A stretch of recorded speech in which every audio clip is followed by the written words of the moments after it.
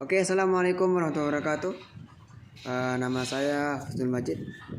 Prodi saya PBA semester 2. NIM saya 202009602142. Di sini saya akan memenuhi tugas dari dosen saya, Mr. Fikri Farin MPDI, dalam menjelaskan tentang pendidikan Islam.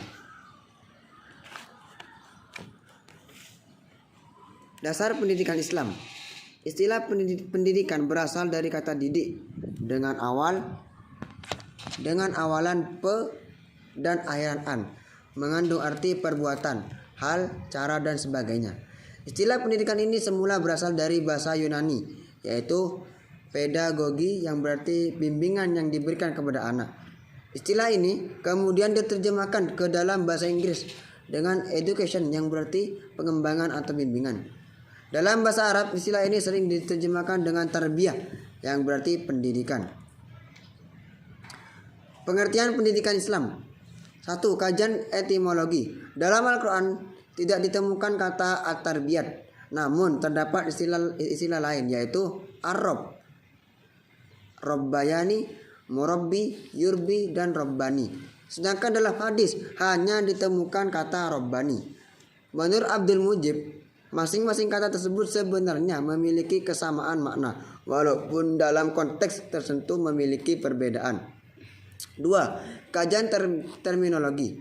A. Tarbiyah, B. Taklim, C. Takdib, D. Ar-riyadhah. 3. Hakikat sistem pendidikan Islam. Kata sistem berasal dari bahasa Yunani, yaitu sistema, yang berarti cara atau strategi.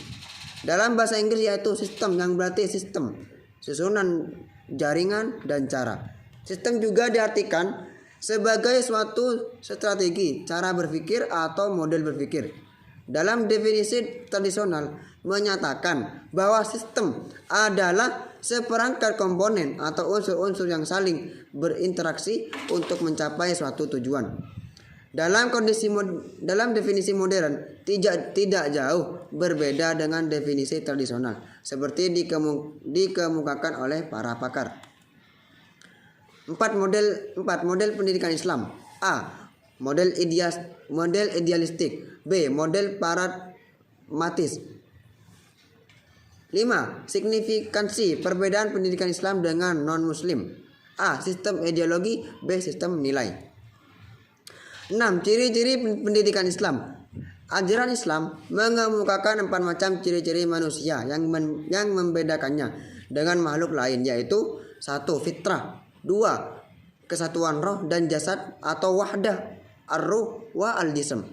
3. Kebebasan berkehendak atau hurriyah al-iradah. 4. Akal sebagai fungsi untuk membedakan baik dan buruk. 7.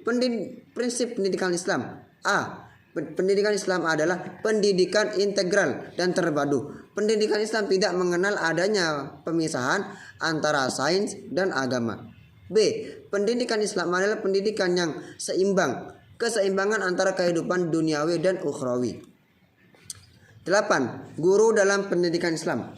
Dalam konteks pendidikan Islam, pendidik disebut dengan murabbi, muallim, dan muaddib.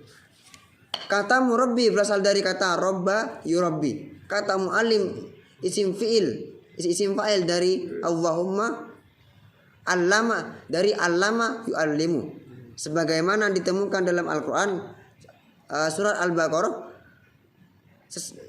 yang berbunyi.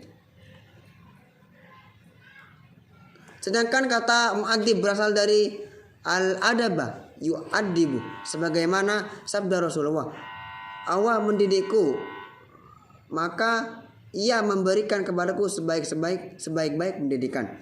Hadis riwayat Al-Asy'ari. 9. Jenis pendidik dalam pendidikan Islam. Pendidik dalam pendidikan Islam terdapat beberapa macam. Yang pertama, Allah Subhanahu wa taala. Yang kedua, Nabi Muhammad sallallahu alaihi wasallam. Yang ketiga, orang tua. Yang keempat, guru. 10. Keutamaan guru. Dalam ajaran Islam, pendidik sangatlah dihargai kedudukannya. Hal ini dijelaskan oleh Allah maupun oleh Rasulnya. Firman Allah Subhanahu wa taala, Allah meningkatkan derajat orang yang beriman dan berilmu pengetahuan beberapa derajat. Al-Quran surat Al-Mursalat.